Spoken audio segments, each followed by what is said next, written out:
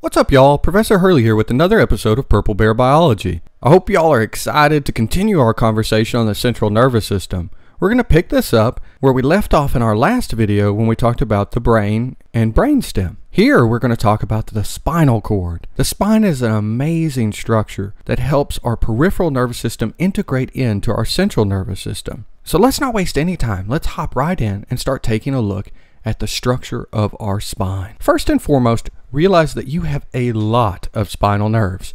31 pairs of spinal nerves. Your spinal cord stretches all the way from the foramen magnum, where your brainstem with the medulla oblongata exits, down to the first lumbar vertebrae. Now, technically, spinal nerves extend past lumbar 1, but the cord itself stops at lumbar 1. With all of these spinal nerves, you may be wondering, how in the world do we understand the functionality of them? Well, like we normally do, we group them so that it makes it easier for us to actually learn and understand their functions. We group spinal nerves into something called a plexus. A nerve plexus groups nerves based on their functionality.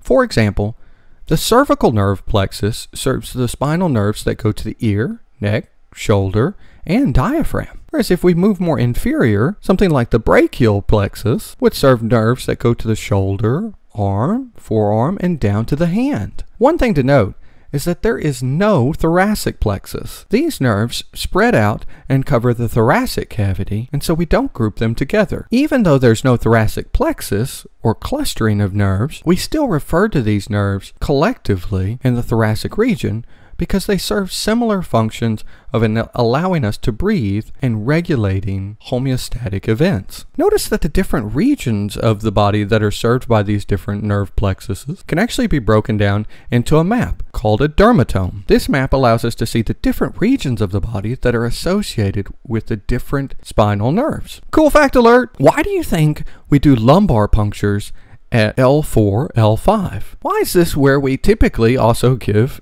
epidurals? Well, the answer is actually quite cool.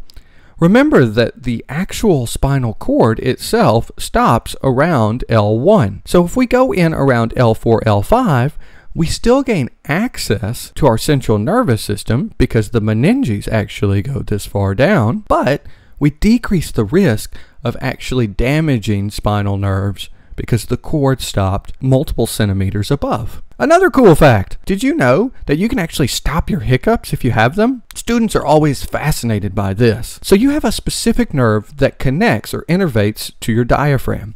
It's called the phrenic nerve. It's part of your cervical plexus. If you apply slight pressure to the phrenic nerve for a short period of time, you can actually stop hiccups. Okay, so let's take a look at our spinal cord structure. First, notice that the same meninges that wrap around our brain extend down to our spinal cord as well. This allows us to access cerebral spinal fluid outside of the cranial cavity. Now let's take a look at a transverse section of our spinal cord so that we can better understand how it is organized. You can see the meninges along the periphery, and then we can see the individual spinal nerves that connect to the cord itself. Notice that these nerves can be divided into what is called an anterior root that connects to the spine and a posterior root that connects to the spine. If we were to take one of these spinal nerves and cut it in half, we could look at a section of it and notice that we actually have groups of spinal nerves called fascicles. Inside of each of these fascicles, we have bundles of myelinated axons. If you recall our fascicle conversation from muscle structure, it's very similar, except instead of muscle cells, we have nerve cells. Okay, so let's take a look at those horns of the spinal nerves a little closer. Notice that on the anterior side, we have motor information that comes into our spinal nerve.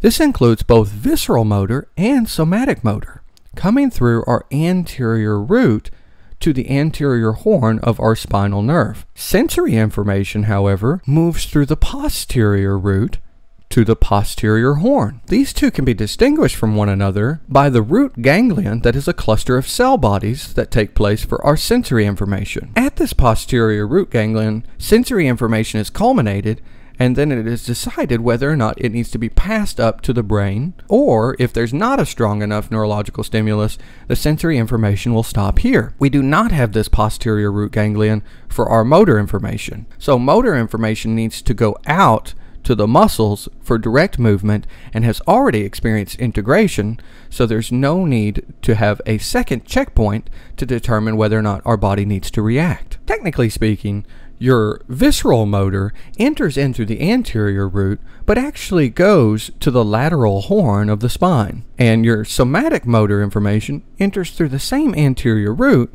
but goes to the anterior horn of your spine. Here's how it kind of works.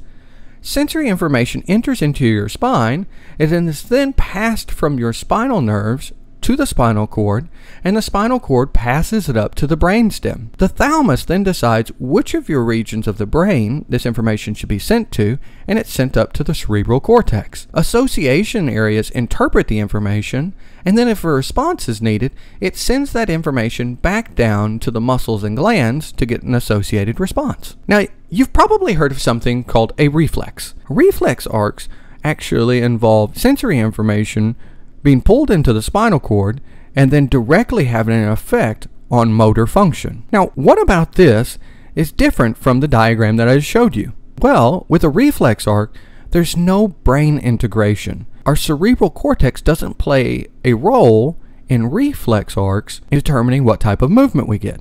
Instead, the neurons directly connect at the spine and we get an immediate reaction. Reflex arcs are actually pretty cool.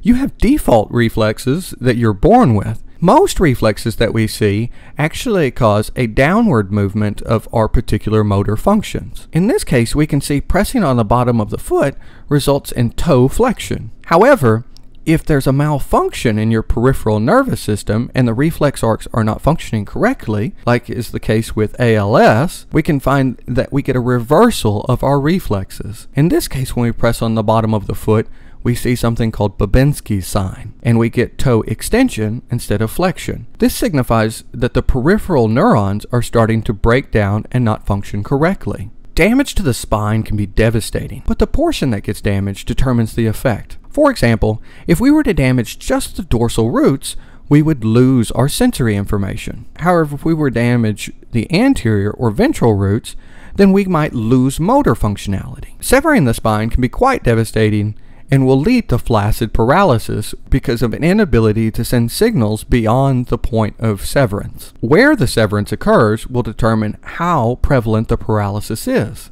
Cutting the spine anywhere between thoracic vertebrae 1 and lumbar vertebrae 1 will lead to something called paraplegia. This is paralysis in your lower limbs. However, if you damage the spinal cord in the cervical region, this leads to quadriplegia and can result in paralysis of all 4 limbs.